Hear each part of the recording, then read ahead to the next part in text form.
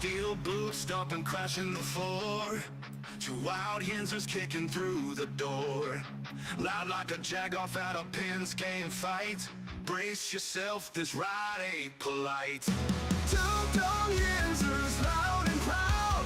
Heads in the clouds, voices in the crowd.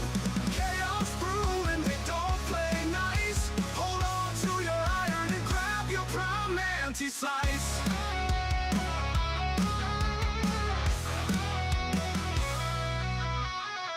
Tales from the burg with a hint of mayhem. Pierogi powered, nothing can constrain them. Knocking back stories like an icy cold brew. You never know what these two might spew. Two dumb Yinzers, loud and proud. Heads in the clouds, voices in the crowd. Chaos brewing, they don't play nice. Hold on to your iron and grab your prime anti-slice.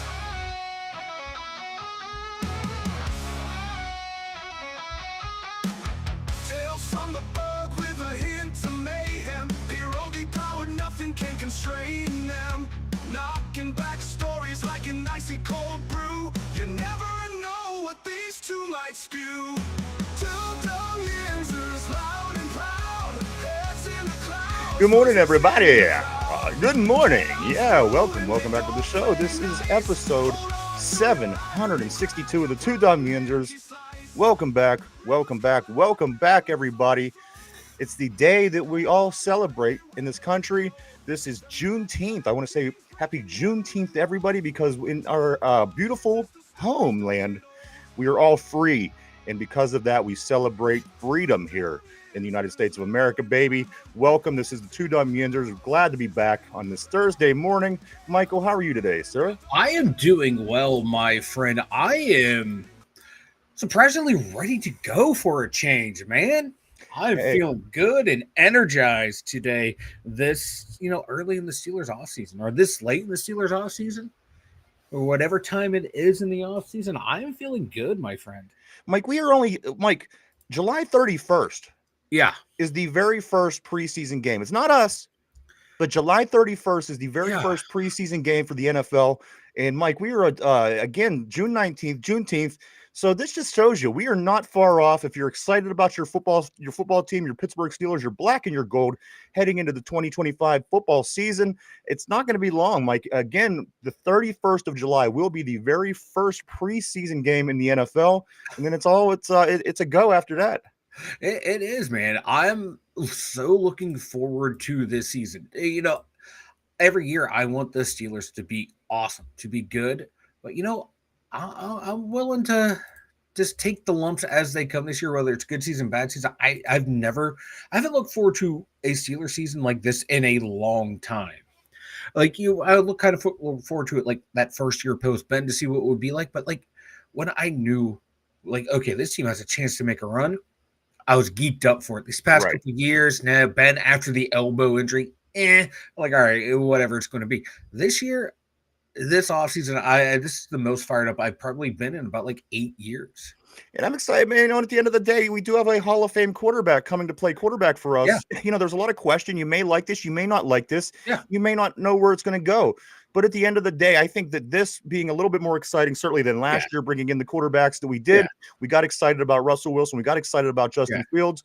It didn't go how we wanted. So, now, again, we are in between, possibly eyeballing up a quarterback in the draft next year here in Pittsburgh, possibly having the guy already on the bench and a guy that we may have just drafted.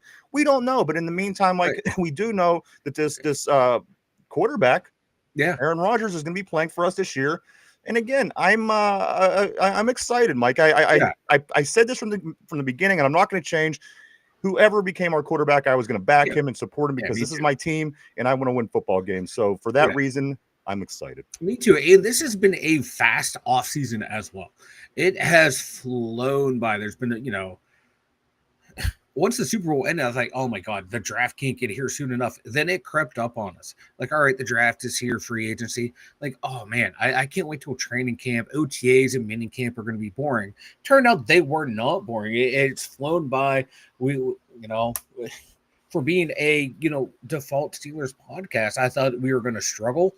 My God, man, it has flown through and it's been great. And a lot of it is to like people like Tortilla Jackson and Steeler Freak on the board, man. You guys just bring it day in, day out. Absolutely. Welcome to you gentlemen on the board. As always, I want to say good morning to Tortilla Jackson. He says, good morning, Yinzers. And John, my man, says, my black neighbor invited me to a Juneteenth party. I'm bringing a bucket of KFC. I got to be honest with you, as crazy as that sounds, I would go. I would be all for eating a bucket of chicken. But any way you slice it, whether you are our black brothers, our white brothers, Asian, Mexican, Spanish, whatever you are, I want to say to you, happy Juneteenth, because in this country, it is one of the only countries, Mike, where we do enjoy the freedoms that we do have. And I'm glad that everybody here gets to enjoy that. And I'm all for celebrating freedom, guys. Enjoy your freedom. Yeah. Today is the day. Happy Juneteenth. And you know what? I just might have just got Mike in the mood for a bucket of chicken. That might be my dinner today. But it is what it is. Like, I laugh, but like, for a while there where I was living in Dayton, like there was a big black community. There's also a big Indian Pakistani community. And then I became friends with people because I'm a friendly guy. And I go to these places and I'm like, and I don't know, like, are you serving like ethnic food on purpose to see if I would make a joke or not? You guys set me up, you cheeky bastards. You cheeky bastards. Yeah, and that's great that she told you to bring it. I love it. At the end of the day, it reminds me of that Dave Chappelle skit. I don't know if you've seen it, but it was he was doing a stand-up and he was at a restaurant and the waiter comes up and he says, "Hi, Mr. Chappelle, is it going to be chicken for you today?" Well, and Dave Chappelle goes, "Well, what the fuck is this?" He goes, "I thought I liked chicken because it was delicious. I didn't think I liked it because I was a black guy." See, like when I was little, I never understood like why that was a stereotype. Like, because like when my mom would always make fried chicken, we'd always have watermelon. I'm like, I thought this is what people eat. I love. You get older, blah blah blah. But no, that food. I love like food.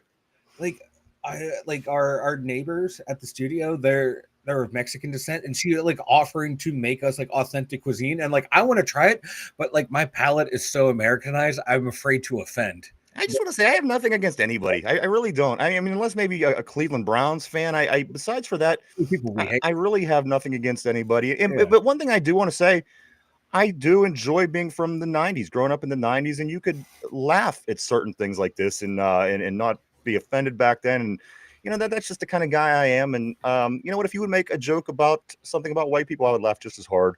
But again, when it all boils down, guys, happy Juneteenth, happy freedom. Enjoy your day, people. Everybody in America, every American. This is our day, whether people accept it, whether they recognize it, whatever. We are Americans. We are free. Enjoy it. I love all you guys. I hope everybody becomes a Two Dumb Yinzer fan one day in this country. Yes. Because you were free to do so. I love everyone but Fuel the Steel because he said I like ping pong. Well, yeah. But no, that's funny, John. I think just for the joke, you probably should just show up with it and for the lack of for a bad joke, maybe take a pack of Newports. I don't know if you wanted to, if you really wanted to live up the joke, you could do something like this. Lean into it. Lean into it. But there you go, guys. Happy Juneteenth. I want everybody in this country to be happy because of what we have here. I don't care who you are. I don't care where you come from. Enjoy it. Unless you're a Browns fan, then my thought is this before we start, Mike. In this life, in this country, you can do whatever you want. You can. Why be hateful? Out of all the things that you could be, why be hateful? Exactly. And save your hatred for the Cleveland Browns. That's right. In the Ravens series. That's when it all matters. But the Ravens has a lot of respect in there. I hate them, but I respect them. Anyway you slice it, guys. Happy Juneteenth. I hope everybody has a great day. Guys, we have a jam-packed show today. I got to in about an hour run to my job at the radio station to do some recording for somebody. So we're going to get as much in as the next hour as we possibly can. And there is some scoop we're going to talk about. And I do say everybody on the board, welcome this morning to the show. Again, episode 762. Here we are, guys. Mike, before we do start, I wanted to complete my conversation that I was having yesterday about the DMV before we do move on. Just the very end, because I didn't give you the very end of the story. Of course, okay, yeah. I was even off air. I don't think I ever caught the end of the story. So for anybody that didn't catch the story yesterday, I was in the DMV here for 3.5 hours trying to get my driver's license updated. And at the very end, when you go through the whole gauntlet, the guy hands you your license and he goes, all right, take a look at your license and make sure that there's no mistakes. Mike, it could have said that I was a 6'10" Chinese guy at that point. I grabbed that fucking thing and I got the fuck out of there. I did that victory walk past all the people that were in line. Oh, that were gonna be in line for the next 3 hours. Strut. I was that strutting. Vince McMahon strut. Yep. Yeah, the arms flailing like Vince McMahon. But that was the completion. I thought of that last night. I thought I never told the result, the ending. That's what it was. He said, take a look at it. Before he even finished the sentence, I was out the door with that fucking thing and doing my victory lap. And again, glad I don't got to do that for a few more years. Let's get into some sports, guys. Mike, big Penn, Ohio high school football game today, 7:00 tonight. It is the all-star game between the Pennsylvania football players in high school and the Ohio football players in high school. They'll be going at it tonight at 7:00 p.m. It is in Ohio. I'll be working the board back here in PA for the game. So if anybody does want to listen to the Penn, Ohio game, it will be on WBVP. If you could check that out tonight, there's a website, there's an app, everything like this you can check out if you want to check out the high school Pennsylvania, Ohio all-star game again, 7:00 tonight in Ohio. That came quick, Mike. It did too. That's how you know NFL season and college football is right around the corner. Once that shit kicks off, I'm loving it. This is one of the few times I'm actually going to root for an Ohio team. When it comes down to Penn, Ohio, I always root for Ohio, even though I was born in PA, but I have a soft spot for Ohio football as well. All right, so that's tonight, guys, 7:00 p.m. Penn, Ohio, the high school all-star game. Also, what do we got going on? Like a big hire. We had a big hire here in Pittsburgh last night by the Pittsburgh Penguins. They hire a new assistant coach, somebody that we're very familiar with, somebody that most fans love because of his part that he played in the back-to-back Stanley Cup championship teams in 16 and 17 on a pretty gritty line. Like Nick Bonino is now a assistant coach for the Pittsburgh Penguins. I myself am very excited about this. I thought Nick Bonino would be a great coach because, as you told me earlier, he wasn't a superstar. He was a guy that had to fight for every inch that he got, and that's the guy I want teaching me. Somebody that's gone through everything, the good, the bad, the ugly, because I think you're going to learn the most from that person. Yeah, because like people like Lemieux, Yager, Gretzky, Ovi, Malkin, like they see the game at such a high level, such a different level, to where it's second nature to them. It's probably like hard for them to say. It's like they just know. Because you see, like, they look around, they have that snapshot, and then they know where everyone's going to be without looking after, to where they can't explain that. But someone like Bonino, who had to earn every single roster spot on his team, wherever team he went to, like, those guys know. I'm not saying the superstars don't know attention to detail, but they have to work at their craft harder than the superstars. And you see, like, Crosby has that insane work ethic, but I don't think he'd be able to sit there and tell everyone in detail, this is what you got to do. Where someone like Bonino and guys like that have that, okay, this is what you have to do. This is how I had to do it. And I can explain it to you perfectly because we're at the same level. And he's going to have that respect too. He's a Stanley Cup champion. He was on one of the greatest teams of the past 20 years. This guy's going to have the respect. He's going to have the respect of Crosby, Malkin, and Letang. So he has that cachet already going into this locker room. And that's a good thing right there. Because once you get Sid on your side, you're going to be golden in that locker room, and everyone's going to lock into step, hearing Sid following, hey, this guy knows what he's talking about. I'm going to listen to him, even though I'm going to be in the Hall of Fame. He's not, but I'm going to listen to this guy because I respect him, because I know what he had to do to get to where he is. I think this is a great hire for the Penguins. I like it. I like it a lot. The Pittsburgh Penguins' new assistant coach, Nick Bonino. And he's bald, baby. He's bald. Fitting right in behind the bench. Also, guys, more Scoop. We got some Steelers Scoop. Just hang with me. Again, it's a bit of a tight show today just because of things going on at the station today with the Penn, Ohio game. So I do apologize. I'm not rushing things, but I don't want to miss anything. I want to make sure we get everything out that we want to talk about and all the information that, again, some things in the NFL didn't go quite our way over the past 24 hours where it went in the Ravens' favor instead. So we are going to get to that real shortly here, guys. I do want to just go over a few things tonight. Tonight, Game 6 of the NBA Finals. is at 8:30. Oklahoma City travels to Indiana to take on the Pacers in Game 6. Mike, the Thunder is up 3-2 in the series.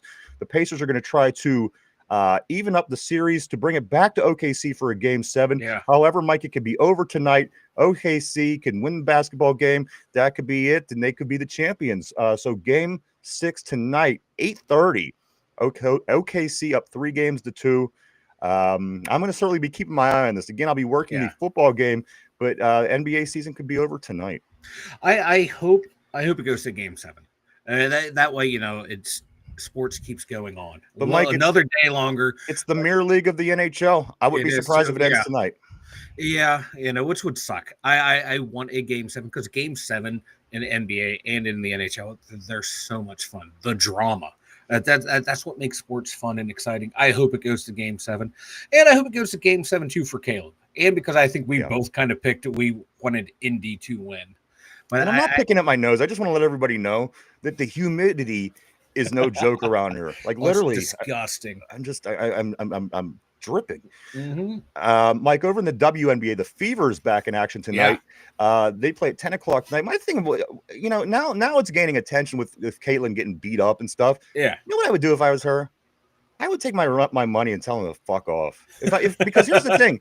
She's literally saving this league. And if they're not going to protect her, and I'm talking about the officials. Yeah, what the players do within the 4 lines. That's fine. Yeah. That's on them. I'm a sports guy. I get it. Yeah. But at the end of the day, if I was her, I'd just take my money and be like, you know what? Fuck you. If you're not going to protect me, you're going to, let me be treated differently than everybody. Yeah. You managed to try to keep this league above water on your own and see how well that goes as it did for the past 3 decades. Yeah. I mean, it's just getting to that point. If the WNBA doesn't step in at some point and make some kind of acknowledgement of at least what's going on over there, I would be like, fuck off. What's gonna? Because here's the thing: she takes her money and run, Mike. She's got endorsements. She's gonna be able to go play in Ice Cube's 3-on-3. She's gonna be able to go do anything. Yeah. And in the WNBA, they will continue to struggle. You finally have something to give people attention to your league, and this is how you act and treat it. So it's stupid. Like I don't blame the players for doing what they're doing. You're trying to win the game. I get it. That's a competitive sport, and that's just being a competitor.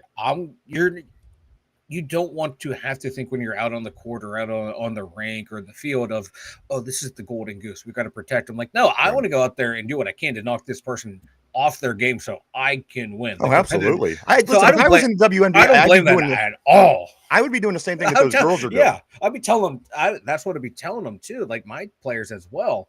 Throw her off her game. But like now the league needs to tell the officials, hey, you have to control what's going on that court. You have to set the tone early. Like this shit ain't going to fly. I mean, there was guys like in high school basketball that would shove their thumb in your ass when you went up for a rebound. I get it. The being on the bottom of a pile in football, right? Finger like the fish hook, the eye. You're doing what you have to do. That's acceptable. But the league, but the officials have to get involved. It's been failing decade after decade after decade. I would think they would want to protect. And it's not just like her too. You're seeing it more and more throughout the league too. Like I saw like Angel Reese going up for a rebound. She's getting her hair yanked. She's yanking other people's hair. It's becoming more and more of like you saw hockey in the mid 90s after Lemieux retired because a garage league becoming this. If we can't stop you legally, we're just gonna clutch, grab, punch, pull, claw, whatever, and it ruins the product. So that's where the officials in the league need to come in. Like, no, we want more offense. We want dynamic plays. She's going to land on her feet. So again, if I was her, but again, I get it. If I was on the other side, I would do the same. I would do the same thing. It comes down to the league. They have to be able to control the situation. Yeah, because you piss her off enough. Like I said yesterday, she turns into like that Lemieux or Crosby. Oh, I'm pissed now. You're toast. Mike, let's move on to some college football. A couple things here. As I said, we will be getting into the NFL real soon. Real soon. Mike, these are a couple things about the Pitt and Penn State football teams. Get this, top 5 rivalries that should be played more often in college football. Number one, Missouri and Kansas. Number 2, Penn State and Pitt. Yeah. Number 3, Michigan and Notre Dame. Number 4, Oklahoma, Nebraska. And number 5, Florida, Miami. Okay. Which makes sense. Yeah, to me, Penn State, Pitt, Miami, Florida. those are one, two. The other ones, who cares about them? Not me. I'm not trying to be a dick. Like, who cares about them? But Pitt, Penn State, Miami, and what, Florida? Those are, to me, those are the rivalries. That might be my East Coast but those two right there move the needle. And the other ones, I mean, they make sense with the I guess, Oklahoma, Nebraska, and Missouri and Kansas, but that means nothing to me. Yeah, I like Oklahoma and Nebraska. Well, they both were in the old Big 12, so that makes sense right there. But like you and I were talking off air, like if I'm Penn State, I don't want to play Pitt because Pitt's going to get more fired up for that game because they're the underdog, and I don't want to. And if that game. If Penn State drops that game, now you have that loss going into big games, and the big games might not be as important now because you take that lesser loss. Yeah, and that's what happened to us the first year that rivalry reignited. Chris Godwin dropped the pass. Next thing you know, Pitt capitalizes on the next drive, and we lose, and that screwed us over. We could have been playing for a bigger bowl game or have a shot at a national title. You don't want that game. Also, Mike is going to wrap up some college football. The winningest states in college football, Mike, is it California? It's not. Is it Florida? It's not. Number one being Boise. It being where the hell are they from? Idaho. Boise, Idaho. Yeah, Idaho. Yeah. They have a 74.1 because they have nobody else. Who the fuck does Boise play? Yeah. Number two, the second winningest state is Nebraska. Again, they literally have nobody else in that state. So number three, Mike, in all of college football, the best winning percentage per state, per all the teams, Pennsylvania, with Pitt and Penn State at 63.7%, Mike, even better than Alabama, even better than Georgia, even better than California, Michigan, all these states with these great football teams. Mike, the Pennsylvania college football teams come in at 3 with a 63.7 winning percentage overall in all the land. Not a bad thing to be, right? Not bad at all, with two pretty good universities. Pitt, they had a nice little run there with Kenny Pickett his senior year playing lights out. Even those Larry Fitz years were awesome. Penn State's, we had a little down years there with Paterno, then after the Paterno scandal. But hell yeah, baby. Pennsylvania rocking it out. F-U, the SEC. Mike, I don't see the SEC up there. Let's jump up on the board. I don't want to leave anybody out today. John said my father was a high school dropout during the Vietnam War. Then the military families on army bases were mostly minorities. I was the first white boy. You know what? That's the case in the military. Absolutely. I know a lot of military people. It's the same way.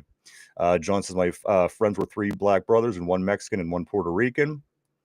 Did an old school Pittsburgh singer die yesterday? I don't know. Did they?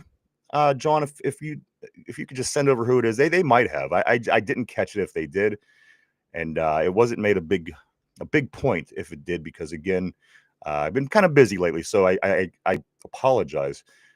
And okay, Lou Christie, I guess Mike had put it up here. So I didn't see.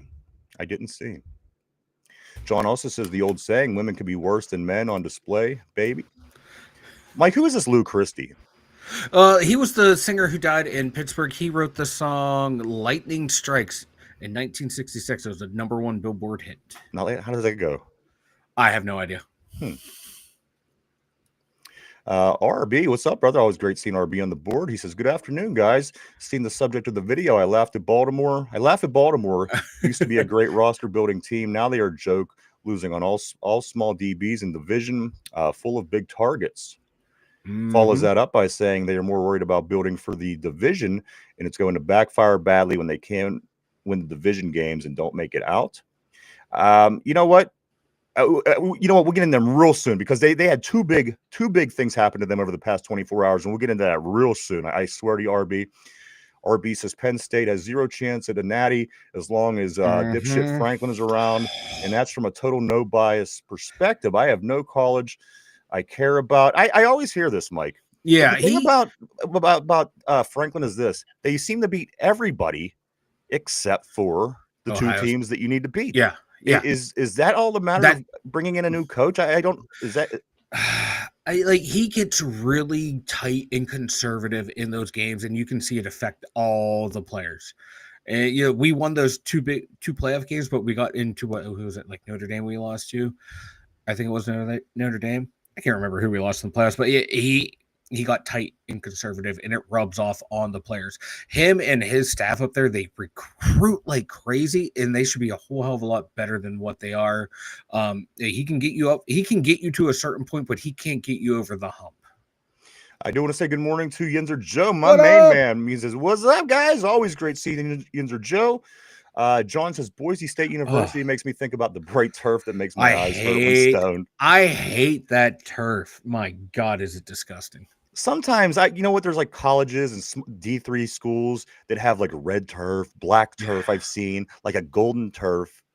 I like a little bit of a change every now and then, but I definitely know that people do not like watching whenever their screen is all blue. It messes with your eyes. No two ways about it. Tortilla says Roger's going to cook Alexander twice this year. That's if Alexander stays healthy. Right. If Alexander even makes it to that point, because we don't play Baltimore for quite some way into the season. So it could be very, very possible that he's hurt, Mike. I think it was like, what, he played 14 games over the last 2 seasons. And RB says Franklin is a great recruiter. He's the college Mike Tom. Exactly. Great regular season. But like when you got to get to that, when you need that game against that big team, he's hit or miss. And he's been miss recently. And it's frustrating. It's frustrating. So that's the stuff I did want to get out of the way from college football. Let me just take a quick look, make sure I ain't got nothing before we do switch over to the NFL here, Mike. I got college football. Pittsburgh Pirates, they get rained out yesterday. They are in a doubleheader today. Andrew Haney's still the starter. He was penciled in to start yesterday. Game 1's going to be here at 1:10, and then Paul Skeens will be on the hill this afternoon at 5:40 as they make up the game from yesterday in the doubleheader. They'll finish up the series today and then come home to play the Texas Rangers, Mike. But Paul Skeens coming in with only a 4-6 record, which is unbelievable. 1.76 ERA, which is even more unbelievable with a 4-6 record. 97 strikeouts on the season. Detroit didn't name their starter for this game, but today doubleheader. If you want to watch extra Pittsburgh Pirates, the 29-45 Buccos are at Detroit taking on the Tigers. Doubleheader today to wrap up the series. Yeah. I'm gonna say I kind of wish they would go together head to head, but I like that it's kind of split up. Give the Buccos a chance for one win at least. Mike, a couple of side notes on the Buccos before I do move on. Andrew McCutchen is just 5 hits shy from tying the great Joe DiMaggio on the all-time Major League Baseball all-time hit list. McCutchen 5 hits shy of the great Joe DiMaggio. Yeah, I'm not the greatest Kutch fan. I don't think he's like I don't know. I like him. I don't think he's like a Hall of Fame guy, but like you look at his resume, it screams Hall of Fame. Oh, the people he's passing up, and there's been debates about it. Like I'm not the biggest thing about him, but I think he deserves to be in the Hall of Fame. He's not the greatest in the league when he's playing, and I think that's what But kind of holds he him had back. like he had a small. He won the MVP of like the year before and year after were great years, but then the team around the collapse. He bounced around the league, didn't have the same success, but you look at his numbers historically, he's up there with the greats in a lot of spots. So like he has to be. He's a Hall of passing Famer. Clemente for home runs. He's up there with Joe DiMaggio and hits. I mean, the guy's getting it done. I mean, obviously nowadays people are doing much more because it's further in the future. But he's putting up the Hall of Fame numbers that Hall of Famers have generally put up throughout time. And he had a nice little prime to where you had to like respect his game and you had to game plan around it as much as you can in baseball to where like to me he's a Hall of Famer. I don't view him as a Hall of Famer, but I do view him as a Hall of Famer. You know what I mean? Like in a historical context. One day when he's in Cooperstown, we'll all acknowledge him as a Hall of Famer. Like to me, it makes sense. One last note on the Pirates, guys. Brian Reynolds, who left the game the other day because of his wife being in labor, is now on paternity leave. I got a chuckle out of this. Mike thought it was somewhat normal. I thought to myself, I've never seen guys getting paternity leaves. That's just me. That's just me personally. I'm not saying that it's not going on and it shouldn't be a thing. I'm just saying I've never seen a guy get a paternity leave. I've seen women get them all the time, but Brian Reynolds is out on a paternity leave. You know what? Go. Do what you want with that. It might make the Buccos a better team. It just might. Let's jump on the board now. We're going to get into some Steeler football, everybody. Here we go. Yinzer Joe says Alexander hasn't played a full season since 2019. And also, RB says, I wish I could be given the Hawaii football program. Boy, they do it wrong. With all those giant Samoan savages, I just run the piss out of the ball. Sorry, sidetrack saying about recruit. No, you're right. Right? Why is Hawaii never good? You're right. They had that spread offense and run and shoot offense when they had a Colt Brennan back in the day. But yeah, I'd be like recruiting those big bastards on my O line. One quick college, Pittsburgh, Mike, as far as football goes. More known for his pros, but he played high school here in football. Everybody, Terrell Pryor faces potential legal trouble over his involvement in a near fatal car crash in Pittsburgh. So whatever goes on with that, Mike, I do not know. We hope the best for him and everybody that was involved. But Terrell Pryor faces potential legal trouble over his involvement in a near fatal crash in Pittsburgh. He was a beyond a superstar in high school. Jesus. You wouldn't believe what he did here if you're not from Pittsburgh. Then he goes on to Ohio State, goes to the NFL. Mike, and of course, being a quarterback, I enjoyed watching him play wide receiver when he went to Cleveland at the end of his career. That was my favorite Terrell Pryor time. Yeah. I thought, because he had back-to-back 1,000-yard receivers in Cleveland, and that's I think when Josh Gordon was there, always getting suspended for weed. My shit, man, they got him, and then all of a sudden he was out of the league, there and gone. I'm like, I would have signed this guy to a good contract and built my offense around him because he was a good receiver. And dude was just he was a great athlete. Hope it turns out well for everybody. Yeah, again, I don't know the details on this story. I just seen it this morning, Mike. Pryor faces potential legal trouble over this accident. So I don't know what happened. It doesn't sound good, but I hope everybody's going to be okay. Yeah. Mike, let's get into the NFL. This is somebody that we've been talking about plenty over the past week. Jair Alexander going to the Baltimore Ravens. Mike, him being signed yesterday to the Ravens, the cornerback, on top of this morning, CJ Mosley retiring. Yeah. So some change in the Baltimore defense heading into this NFL season. At 33 years old, CJ Mosley decides to retire. He is done. So minus that from the defense, add Jair Alexander. Well, I think CJ Mosley was last with the Jets. Oh, was he? Yeah. He started with Baltimore. So he retired from the Ravens? He retired as a Raven then. He might have retired as a Raven. Yeah. Okay. I think that was the case. I don't know. Because it took me a second too. I thought, I was like, when I saw the article, everything, he was in Ravens gear and they talked about the Ravens. So last I remember, when I saw he was retiring as a Raven. So he might have did that that 1 day contract, or hey, I want to retire as a Baltimore Raven. But there you go, guys. That is a little bit of a change, Mike, over the past day with the Baltimore Ravens. I don't want to talk about these guys too long. Again, we are on limited time today. F the Ravens. F Jair Alexander. F him going to play with his. Let's get into the black and gold. Yes, that's the only team that matters. Mike, two Hall of Famers from the Pittsburgh Steelers made ESPN's all-quarter century team. Troy Polamalu, Alan Faneca. Yeah. Troy Polamalu, Alan Faneca, which I think are great pickups. I don't know how the fifth best passer of all time doesn't make this list. I understand that there are the guys in front of him, but the fifth best passer of all time, Ben Roethlisberger, misses this list, Mike. Why does Ben always get looked over? Overlooked, I guess you would say. Mike, he had back-to-back 6 touchdown games. Never happened. Well, his rookie season gets glossed over. They want to say, well, he had a great run team and a great defense. He didn't have to do a whole lot.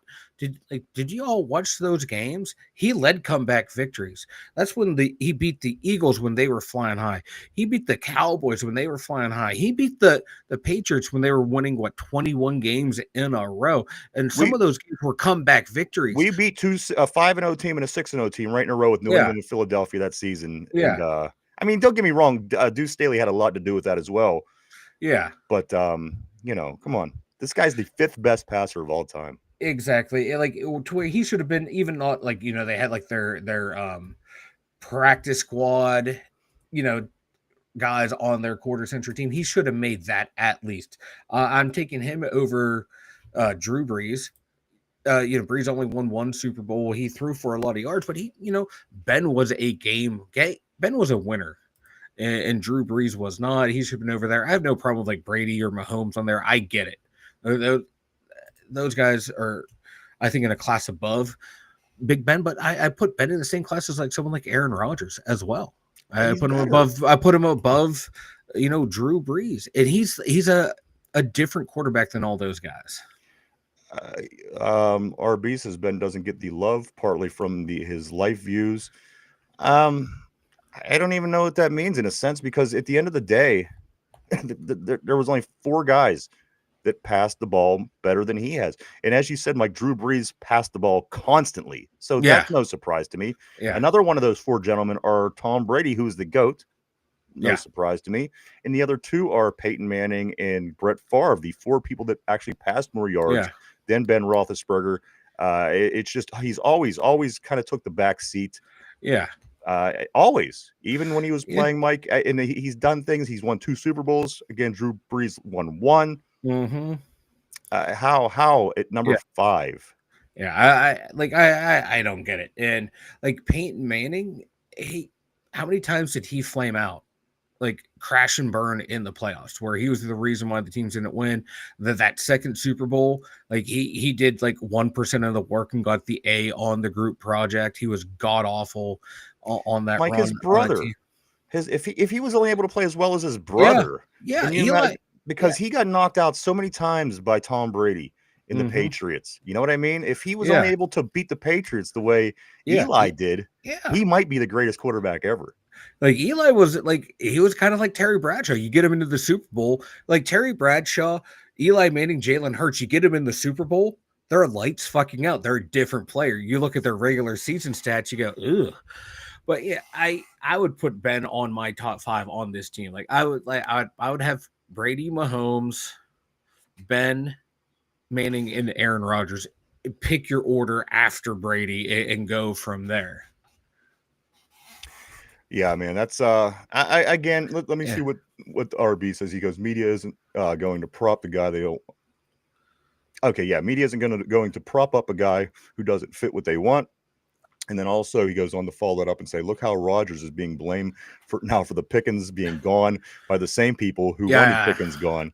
Yeah, I saw some of that. Some of the double, like talking out both sides of their mouth on that George Pickens one. Yeah.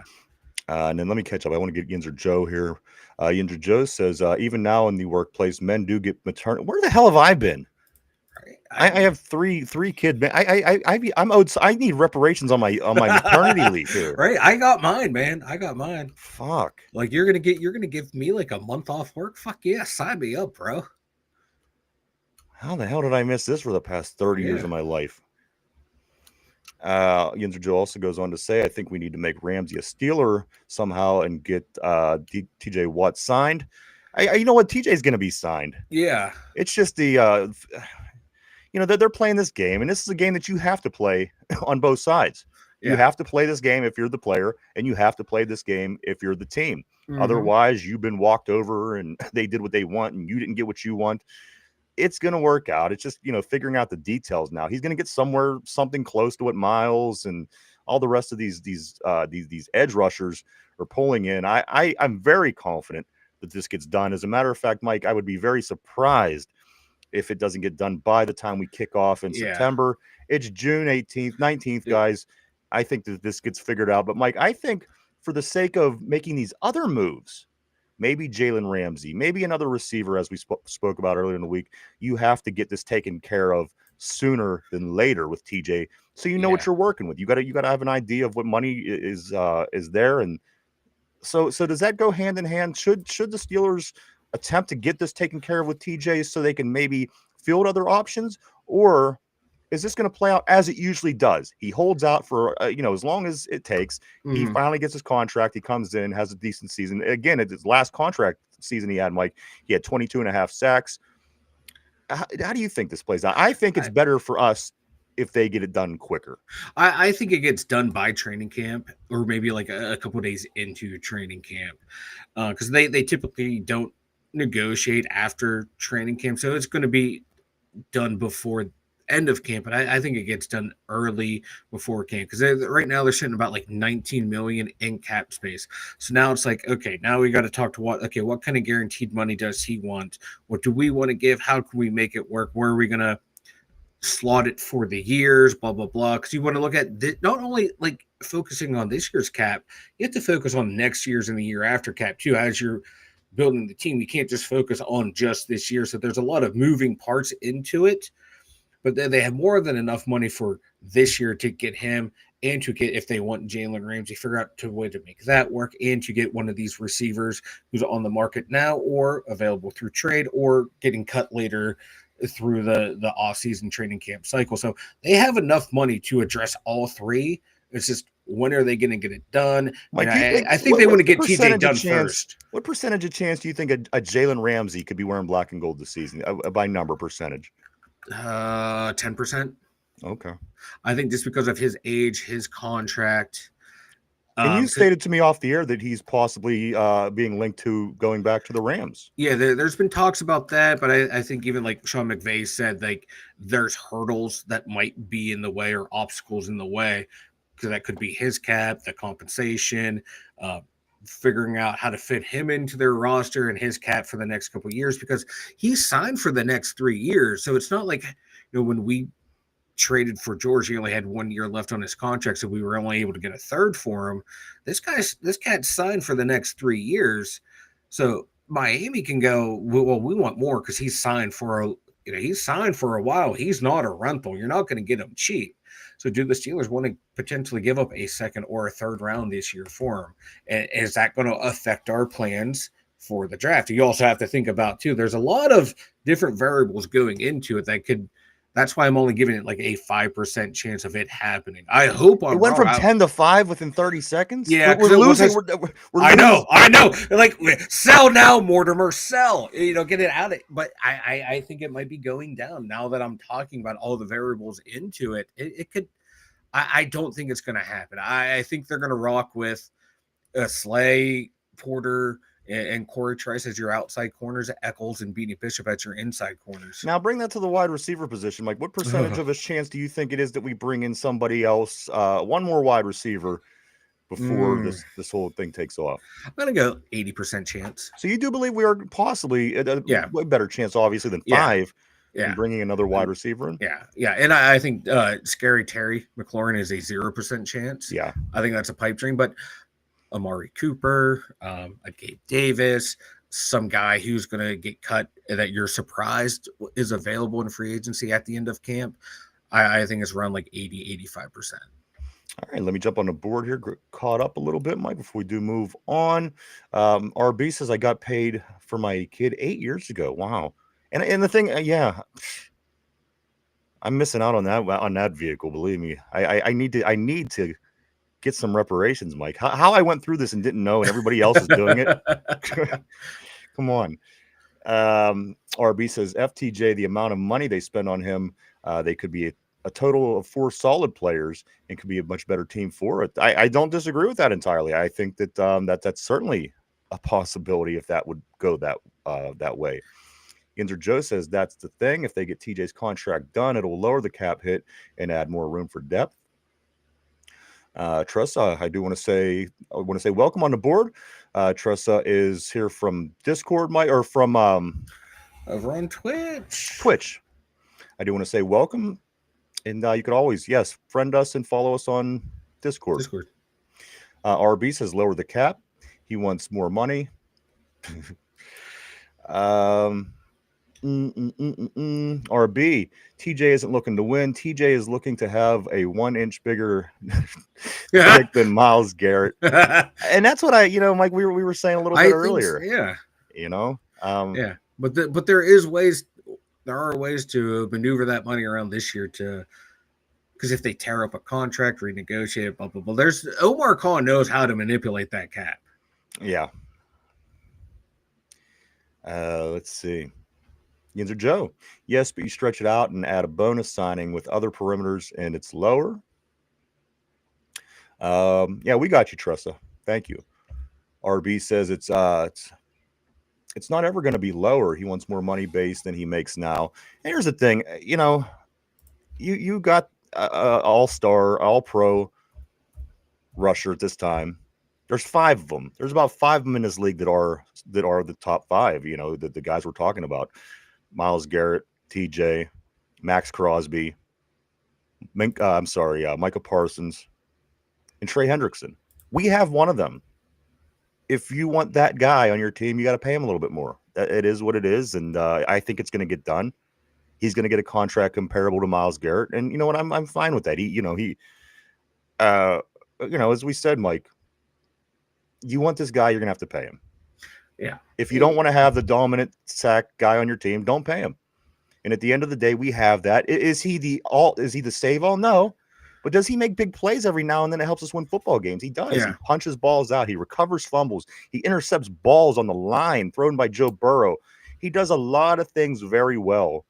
And if you take that away, you're going to miss all that stuff. So, in my opinion, he's older. He's probably going to be this may be his last contract. Who knows? I think it is going to be his last. Yeah.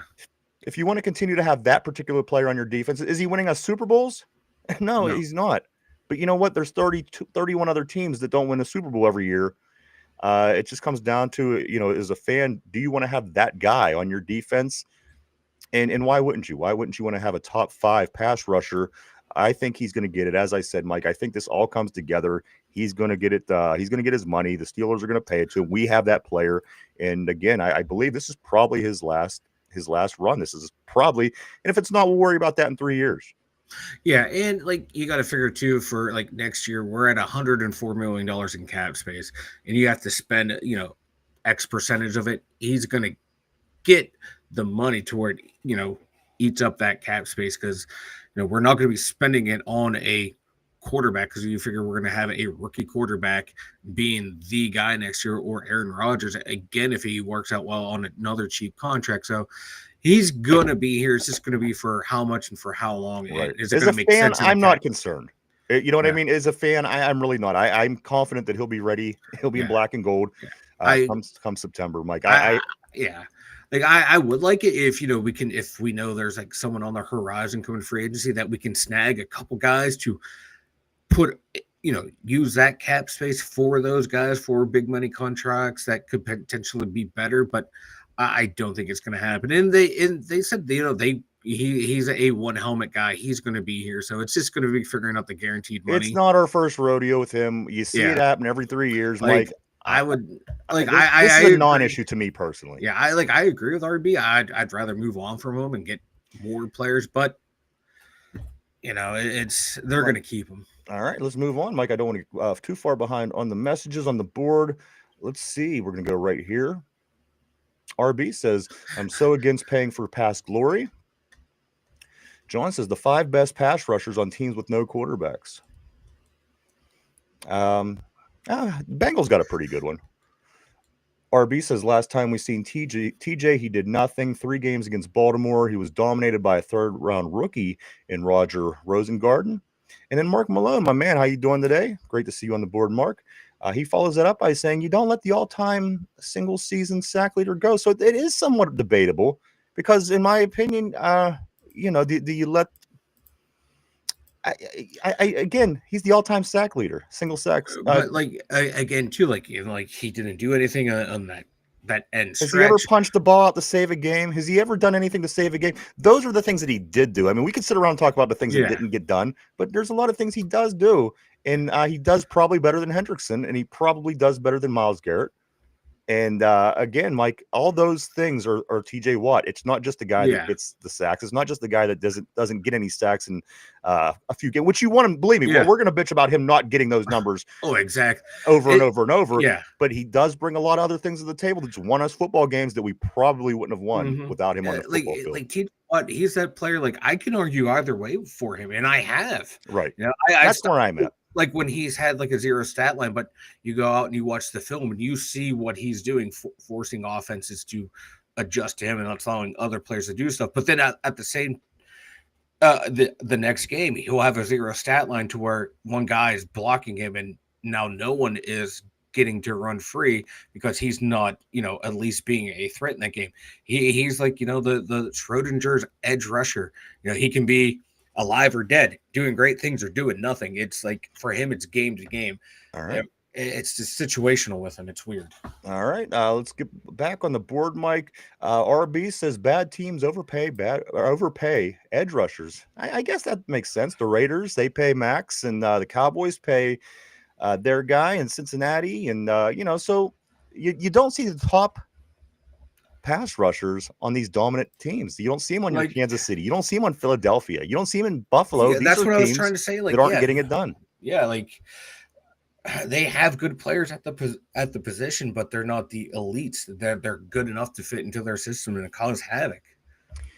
John says 18, correct. Mark Malone.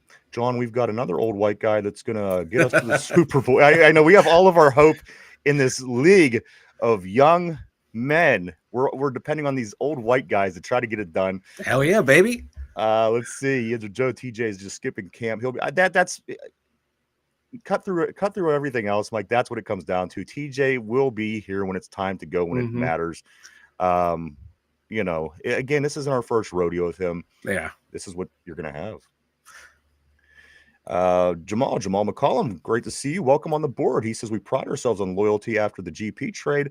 I don't know what to expect from the Steelers anymore. It's definitely a weird year, Jamal. There's no two ways about it. We're all in this to find out how the hell this thing lands this year. And we said that with the wild card, wearing number 8 under center this year. It's going to be interesting. We just got to hope for the best. We made moves. We did make some moves in this offseason, and we got draft picks and guys looking good, and Caleb Johnson in the backfield, and Darius Slay at corners. I mean, we made moves, and we should, in theory, be in a better quarterback situation that we've been in the past 3 or 4 seasons. I mean, this should, in theory, be better than Kenny. This should, in theory, be better than Mitch. It should, in theory, be better. So again, I don't know. It's taking a bunch of shit and throwing it against the wall, seeing what sticks. Are we going to be Super Bowl contenders? Probably not. But you know what? At the end of the day, this might be an okay team, Mike. We might be able to win some football games, and they're certainly trying. And I would like to see another wide receiver. I'd like to see another corner. But you know what? At this point, we've made a lot of moves in the past 2 seasons for sure. Yeah. And again, until we can get our guy, our quarterback, I think that this is what it's going to be. So again, build your team, get your team strong. That way, when you do get your guy, you could put him in place, and hopefully things will start running more smooth for Pittsburgh. And we had that team in place when we got Ben. We were putting all of our eggs in the Tommy Maddox basket, hoping that XFL resurgence of his career, being a first-round bust, would get us to where we need to, and it didn't work. But guess what? We had a good team. And then we got Ben, and we looked into a generational quarterback. Now you see them; they're building a team, and hopefully they can get into another generational quarterback. And don't forget, this team, we've made the playoffs the last 2 years. Yes, we got blown out, but this was with mediocre quarterback play. Yeah. How are we going to do it, even if we get average to a slightly above average quarterback play? Mike, we're 29th in the NFL in touchdowns scored. Over the past few seasons, 29. Yeah. And we still manage again to get into the playoffs. And it's no surprise that you get blown out in the playoffs if you're 29 overall in scoring touchdowns. Exactly. It's depressing because we know what we want from the Steelers, but it sucks, but it doesn't, because you see, we're not that far off from making runs. I don't think we're going to be a contender for a while, but we can have playoff success. As to where it's like, hey, we're going to have a good year, going to win in the playoffs, maybe miss out on a championship game, or make it to a championship game, just miss out on a Super Bowl. We're close. You make it to 2 playoff games with Mason Rudolph, Kenny Pickett, Justin Fields, and Russell Wilson.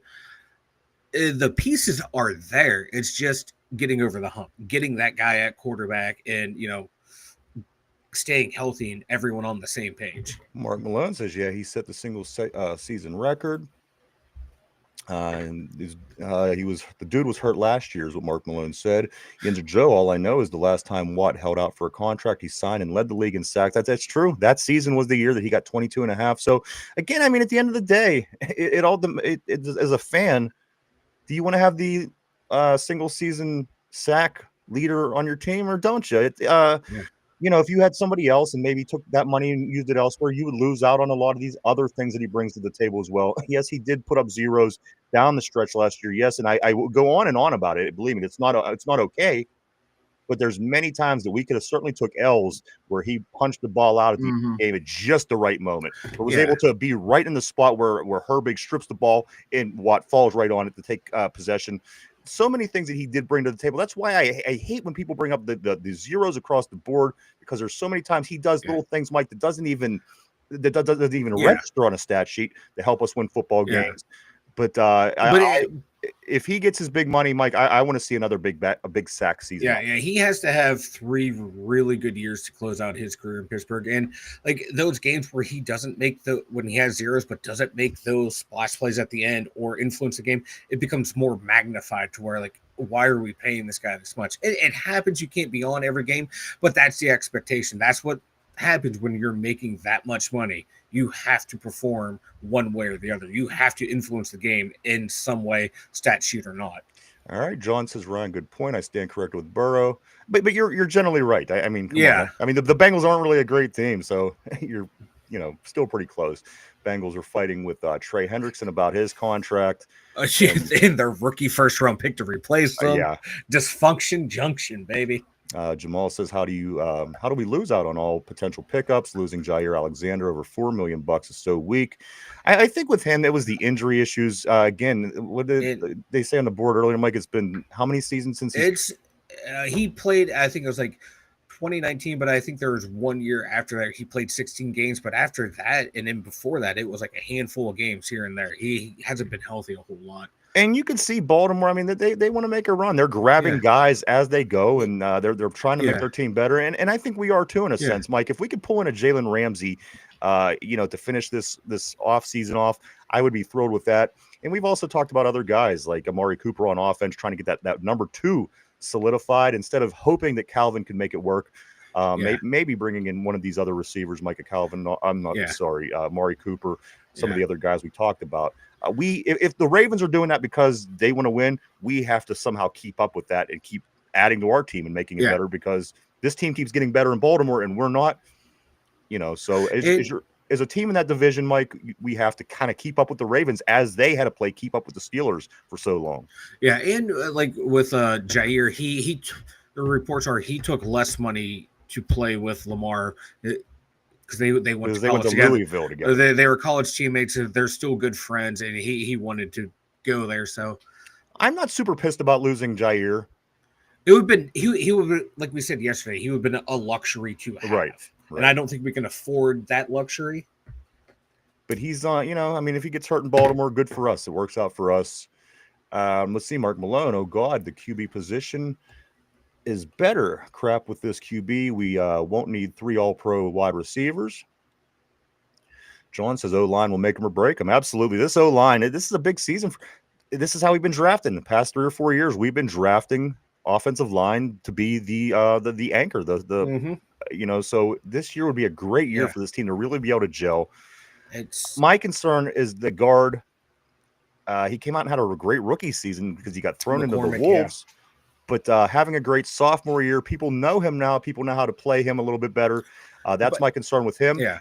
Broderick Jones, obviously, Mike, getting it together between the ears is my other concern. Oh, he had talent for days with Broderick. Yeah.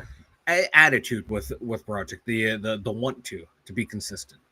I agree. Offensive line play is going to be huge. I mean, we're all wanting receivers and quarterbacks and running backs and all this, but without the offensive line, it's going to be a tough season. So, again, we're throwing the big pile of shit against the wall and hoping for the best at this point. And maybe we're doing the Philadelphia rebuild, building the O line and D line, and then getting pieces around it. And look how it helped them, Yeah. RB says Alexander's washed and misses every other week with a hangnail. See, I don't know. I don't know much about Jair Alexander. I don't. I didn't really watch him play so far in his career, but everything that I've read, I'm kind of okay with missing him. Dude, like his first 3 years in the league, dude was fucking phenomenal. Then injury after injury, then being weird, and he wasn't a captain in the game, shows up to be the captain for the game. The coach is like, what the fuck are you doing? And he's giving weird press conferences after the game. He's like a Deontay Johnson type. I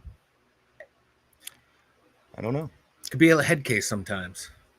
Ryan is starting to sound like the positive things in a major league movie. I got to laugh out of that. About 5 minutes ago, I seen that on the board, made me chuckle. I was like, I can't wait till we get to this one. RB says, this is a trench team. We win or lose in the trenches. Quarterback doesn't even matter all that much. In Tomlin ball, above average QB is all you need. We haven't even had that. Now we will. Yinzer Joe, my man, he says, this is just how the Steelers rebuild. They don't rebuild like other teams. It's true. I mean, historically, they haven't. They don't, yeah. Maybe they are like doing those, what they do. Yeah, those losing seasons under Cowher came out of nowhere. Mark Malone, we're a contender right now. I huffed paint. We're getting to the AFC champion. Give me some of that paint, Mark. I want. Like, are you using Sherman Williams? I got to go to Lowe's, Home Depot. I want to be a part of this. I want to believe. I want some of this, man. RB says, yeah, those punch outs and INTs are great, but what it's ultimately led to more money for him, less talent elsewhere. All right, valid. It's valid. Mark Malone says, yeah, and think about it. Watt was the only guy making plays on O or D. Yeah. And that's like right there. Those two comments back to back. That is TJ Watt in a nutshell. Yeah. You can argue both ways, and you're not wrong either way. You're right. That's what I'm saying. Do you want this guy or don't you? If you recognize the potential of what he can bring, but if you say, you know what, he's the sack leader, I expect great sack numbers every year. You're probably gonna be disappointed. But if you say, you know what, I want a top defender on my team, which he ultimately is. I mean, he knocks a lot of balls out of hands and recovers a lot of fumbles. And again, like in the playoff game a couple years ago, he was the only he was scoring touchdowns. So again, do you want this guy who is a top tier defender on your team, or don't you? He's going to make plays. From game to game, I change my opinion on TJ Watt. I'm not going to lie. Me too. I love him. I hate him. I love him. I hate him. That's how I am with Cam Hayward too. Love him, hate him. Love him, hate him. Absolutely. Jamal says big facts. Watts is no show toward the end of the season. I that's the thing that pisses me off. Yeah, and he's on the sideline. Yeah, when he's on the sideline, even when he's healthy, I'm thinking get his ass in there, so maybe he could punch a ball out. Yeah, like you never see Max Crosby come out of a game. Oh, really? The first drive of every game, there's TJ Watt sucking air on the sideline. Let's see. What do we got on the board next? Mark Malone say that he was playing 1-on-11. He kind of was some games. Again, it's we want him to have great sack, and he doesn't have bad sack numbers every year. Yeah. But at the end of the day, you're getting a dominant defender, and none of these other guys are doing all those things either. I mean, I remember when Myles Garrett went on a streak, Mike, against good teams where he wasn't getting any sacks, and Yeah, he down the stretch he had like no sacks. Herbig as a rookie had more. They're just they're not perfect, but you are getting a dominant defender. So take it as it is, I think. John says 18. The Rodgers stat that concerns me is 29th in yards per pass attempt. Like Ben, he gets the ball out fast in his old age. The O-line must protect him so he could so he has this confidence. Yeah, no, that's going to go a long way for Aaron Rodgers and having success in Pittsburgh. Is that offensive line? No two ways about that. I would love if this offensive line comes out and just really gets it together this year. Again, you're basically getting a rookie season, like with Troy Fatanu, who misses his entire rookie season with an injury. Ciamalu is going to do what Ciamalu does. Two guys in the middle that got thrown to the Wolves last year, and then Broderick on the end there. Yeah. So again, that's going to play a big part, Mike. And Frazier and McCormick, they got that trial by fire last year. Absolutely, especially McCormick, because this was the year he was supposed to come in and take over for Daniels. Yeah. Daniels' injury. He wasn't supposed to be thrown in as a rookie. That accelerated hopefully accelerates his growth and development. Vegas, what's up, my brother? Vegas says, how's everyone doing today? Doing great, my man. Hope everything's going okay for you out in Vegas.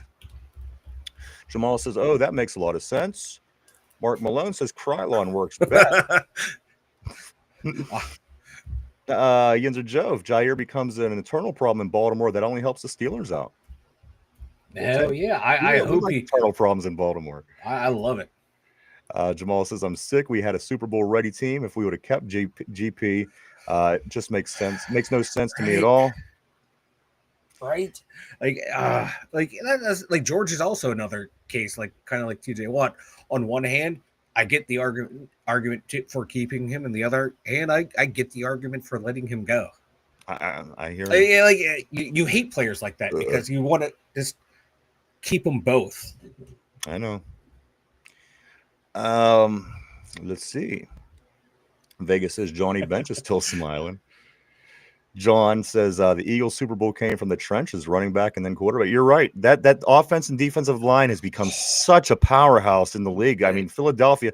Yeah. You don't coin the tush push if you don't have an offensive line like they have. Dude, and you know what? That defensive line, Mike, pretty damn good too, huh? And Jordan Davis and Jalen Carter in the middle. Fuck yeah. And then that offensive line is so good. You lose a Hall of Fame center and you don't miss a beat. I know. Get the fuck out of here. The two best tackles in the league, arguably. Jamal. Oh, thank you, man. Jamal said, just subscribe, brothers. Good show. We appreciate that, sir. Thank you, man. Yes, love it. Darius Herbert. Steelers need to I want to say welcome to Darius on the board. Darius says Steelers need to go all in. Like when are we going to realize we need to adjust to the league? We have to make big moves, even if the money is bad. Hey, Mike and I've been saying that for a few years. It's a different league now. You know, this isn't it's not the team that won 4 Super Bowls. It's not the league that we won 4 Super Bowls in, or even the league that we won 2 Super Bowls in just 15 years ago. And you're kind of seeing Omar Khan and Andy Weidel slowly taking the team in that direction. Because it would have Colbert have traded Kenny Pickett, Chase Claypool, traded for DK Metcalf. So they're slowly doing it, but I get what you're saying. Kenny Pickett being gone after the 2 seasons, I think that was a like he's your number 1 draft pick. Yeah, that never happened under Kevin Colbert or that shows me that the Donahue Andy Weidel and the Omar Khan is that they're kind of taking. They got some influence, absolutely too, as he said, to kind of keep up with the league. So maybe that kind of falls in that category. Right here, we're going to go to John. John says GP won it out. He was tired of the bad play at quarterback, which I totally understand in the Steelers' style of play. Yinzer Joe says, I love GP for his big play ability, but when he wasn't getting the ball, he stopped on routes, tackled defenders downfield. When he started doing that, complaining and started showing up late.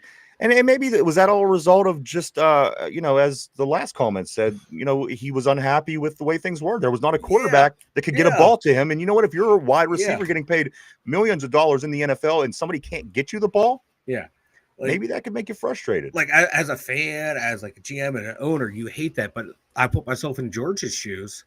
How would I act in that situation? I think at 24 years, would I have had the maturity to do that? Right. I'm looking at myself at 24 years old at my jobs when they weren't going right, when I was the one to be counted on to do anything. I started to be resentful and doing stupid shit. So I get it.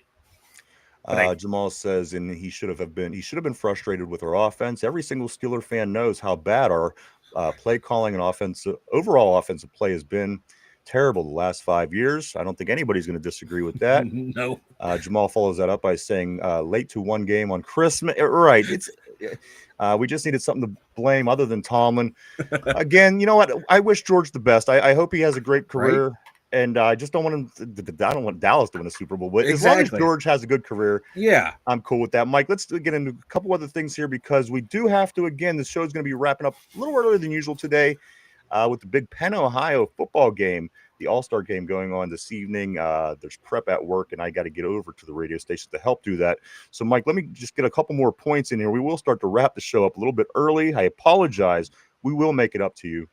No two ways about it. Mike, of course, the big signing that everybody let me go to the big signing that everybody loved.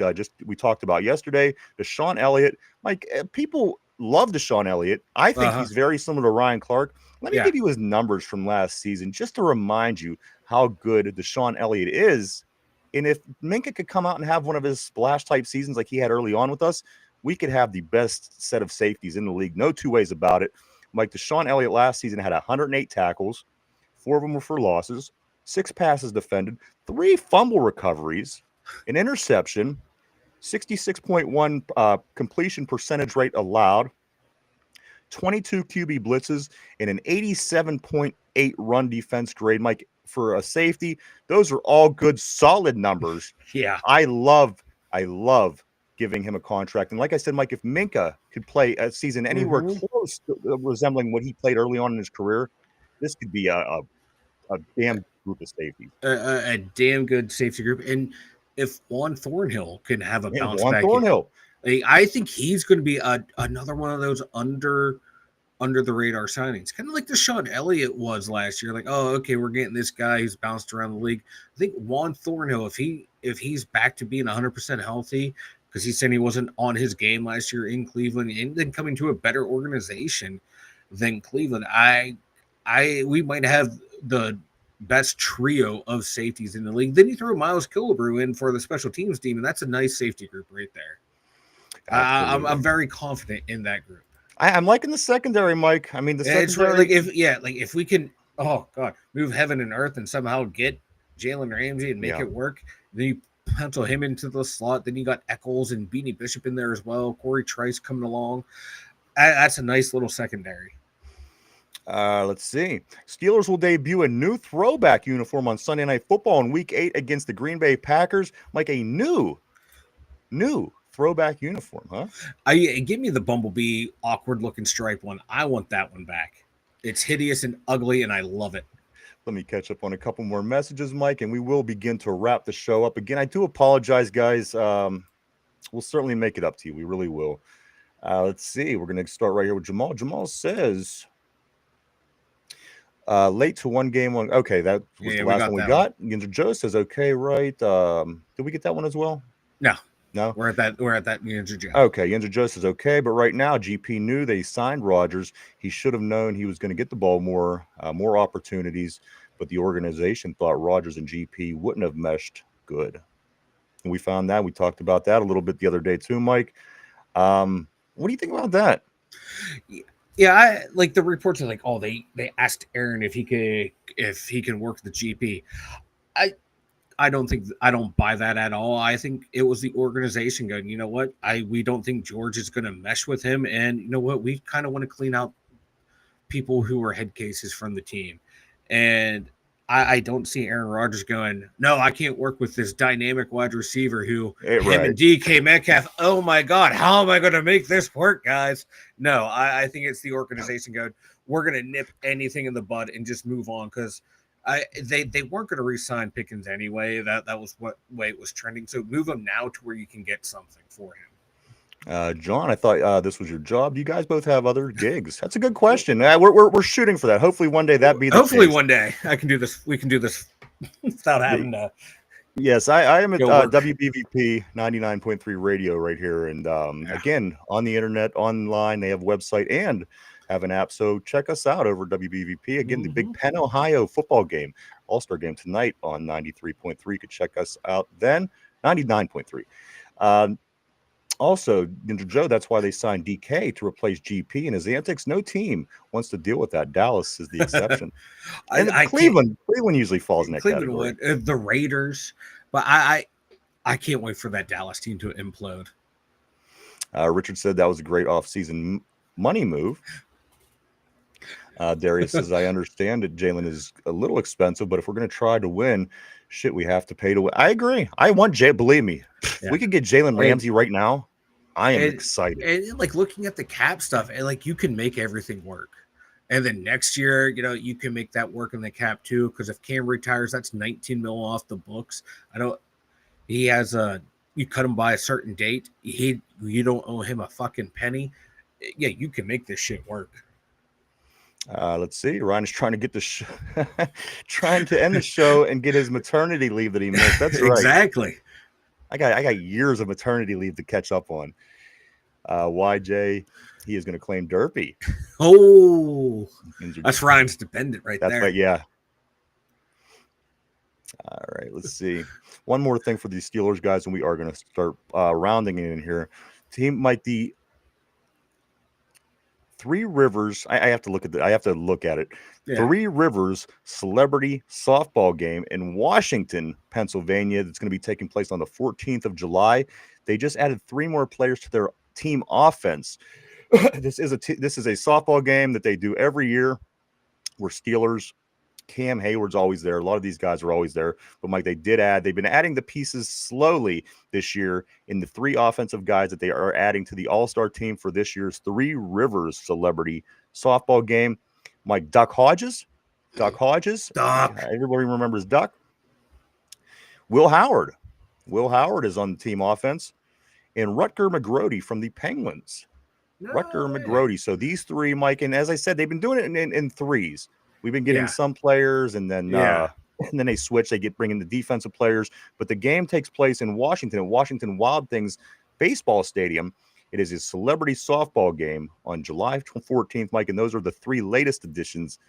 And as they round out the roster, we'll give you the whole roster. But Mike, Will Howard, Duck Hodges, and Rutger McGrody. Look at that. Will Howard always is just now ingrained in Yinzerdom, going everywhere and everywhere. He's playing the Russell Wilson card. Yes. I'm just going to ingratiate myself into the community. Duck Hodges is married. He's dating that country singer. I think they're married now. Are they married? Yeah, smart move by Duck. Yeah. Until she realized, get that ring on her finger before She's she hot. realizes she can do better, bro. That's a smart play, my man. She's hot, and they call him Duck. You know what I mean? Right? And he looks like something that you would call Duck. Jamal says Dallas said GP is unarguable there. You know what? I've been seeing nothing but good things come out of Dallas. He's about GP. So again, good I hope luck. He does well. And John says, I will listen. Mike, please write the radio info down. Yeah, man, you could always call in the radio station. Again, the game tonight between Penn and Ohio it's 6:00. Mike, go ahead and tell everybody about the website. The2dumbyinzers.com. If you guys are new here, check it out. That Ryan and I have all of our social media links over there. That's more than what I have over here on the YouTube link. We got the merch store, and we got the Dumb Thought blog. My random dumb thoughts whenever I feel like putting something up over there. So check it out at the2dumbyinzers.com. That's the 2dumyinzers.com. Go check it out, everybody. www.the2dumyinzers.com. That's www.the2dumyinzers.com. Go check it out. A lot of cool stuff over there. As Mike said, check it out. Mike, I'm going to do something a little different today. It's like I said, since we are a little tight on time, I'm going to ask everybody on the board, who are you looking forward to seeing on the Pittsburgh Steelers this year? Who's your, you might be interested in Aaron Rodgers the most. You might be interested in Caleb Johnson, the rookie. Maybe, there's a million things that you could like about moves that we made. Maybe even somebody that's been on the team that you're just looking forward to see. Deshaun Elliott certainly is a possibility. So instead of doing the trivia question of the day today, we're going to change it up just a bit for the day. Who are you excited about seeing on the Pittsburgh Steelers this year? Mike, I'm going to start with you. There's new guys in. There's guys that, people might even say TJ. I want to see what TJ does on a contract year. What do you guys think? Who are you excited about watching when the season kicks off this year for the Pittsburgh Steelers? Take a couple minutes to throw it on the board, if you will. We'll talk about that before we do wrap it up. I'll catch up with a couple of these messages here.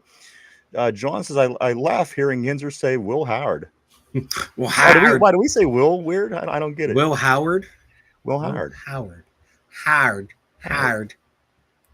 Yinzer Joe, Cowboys corners aren't great. Diggs, Bland, and Lewis. Maybe Diggs is okay, but why wouldn't GP be getting open? Yeah. Let's see. Hey, what's up, Phil Steele? Always great seeing you on the board. He says, hey, 2 Yinzer Psychos, what's up? Just wanted you to know it's 50th anniversary. It's what's that, Jaws, maybe? Jaws, yeah. Jaws 50th anniversary. And I'm gonna binge watch all the Jaws movies. It was just 50 years for the Terrible Towel a couple of days ago. The Terrible Towel just turned 50. Let's see. 15. Ben Skoranek, baby. I was gonna say, we're talking Ben Skoranek. Yeah. Richard talking Caleb Johnson. I can't wait to see him play, man. I cannot wait to see Caleb Johnson. And Jamal says Jaylen Warren. Both of these guys. Yeah, being the guy now. I want to see a lot more. I want to see better passing, but there's these two gentlemen that were just named. I want to see them just as much. Believe me. Roman Wilson, Cole Holcomb.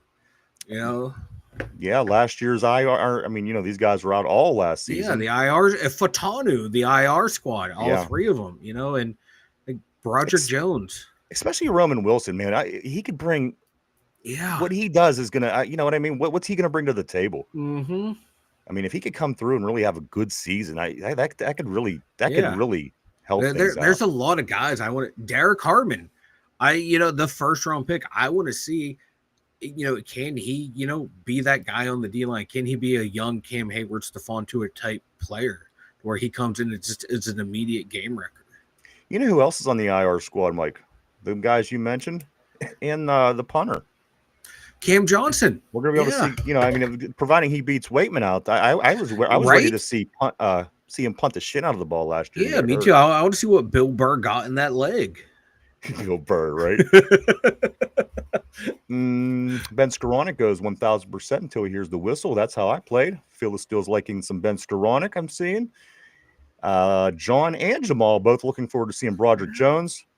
Every one of these people, I could have really named any one of these people. Rock Taylor, the undrafted free agent for wide receiver, like you heard good things about him as OTAs went on. I want to see what he does in training camp.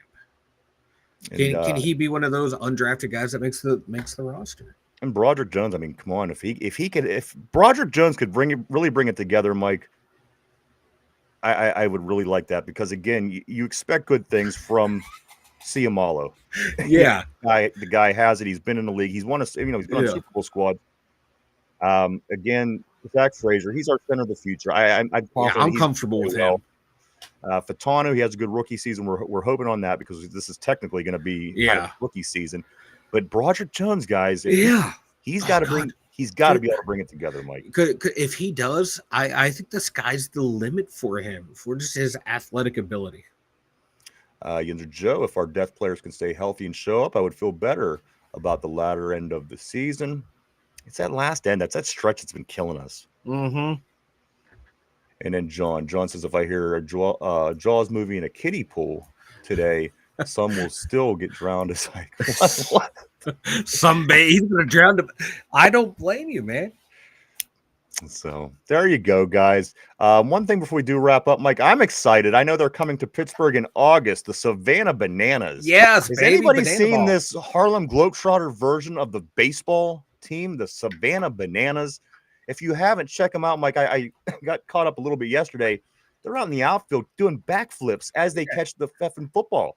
Yeah, or the baseball. The center fielder, I seen it. He was catching it as he was doing a backflip. Yeah. Really interesting. I was just always into the Harlem Globetrotters because of all the crazy stuff they do. The Savannah Bananas, rather new, still been around a couple years. Coming to Pittsburgh in August, guys. The Savannah Bananas. I love them. That for me, that's sports entertainment right there in a nutshell. It's still an athletic competition, but you sprinkle in a lot of the entertainment in there, and it's a fun thing. Sports are supposed to be fun. I want to be entertained. I want to watch this and have fun. I don't care that it's a little different than actual baseball. It's fun and exciting. I like it, man. They're fun, man. And they're still doing flips, catching the ball.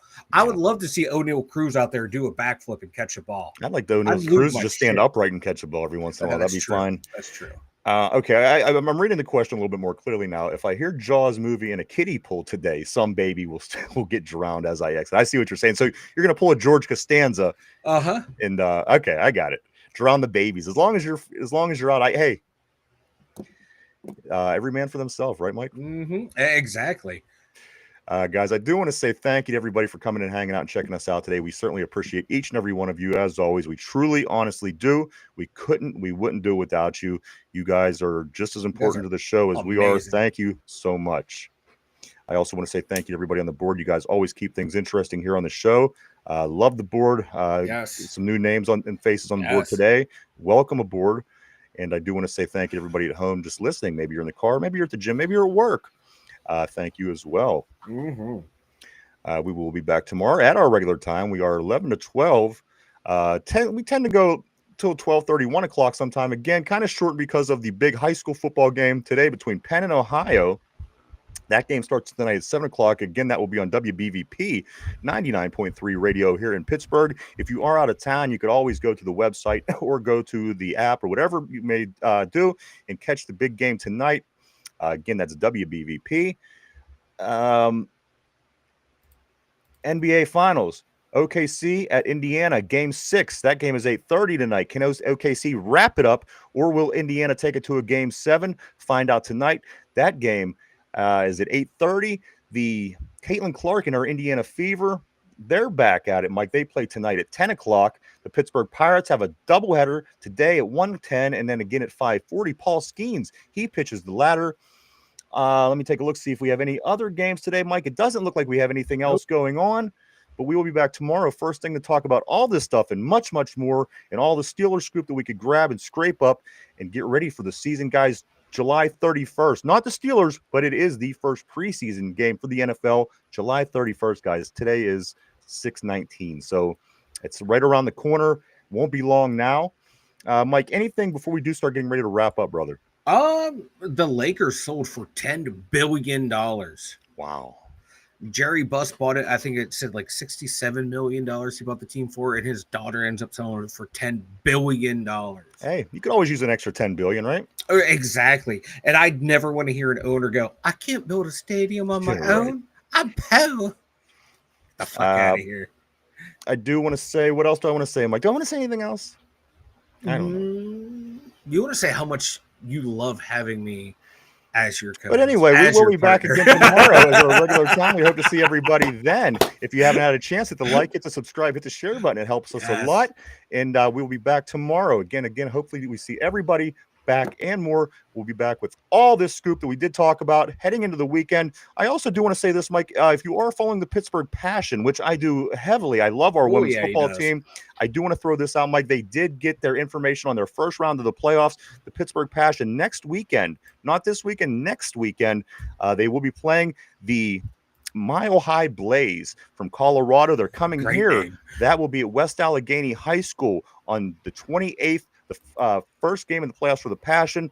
Big favorites heading into the playoffs this year. They get the bye this weekend, but the Mile High Blaze will be in town 28th. It's a 6 o'clock kickoff. We will talk about that more next week. But again, guys, we'll be back tomorrow first thing to talk about all this and much, much more. For Mike in the Steeler Central Mobile Studio, myself, the two dumb Yinzers, have a great Thursday. We'll see you tomorrow.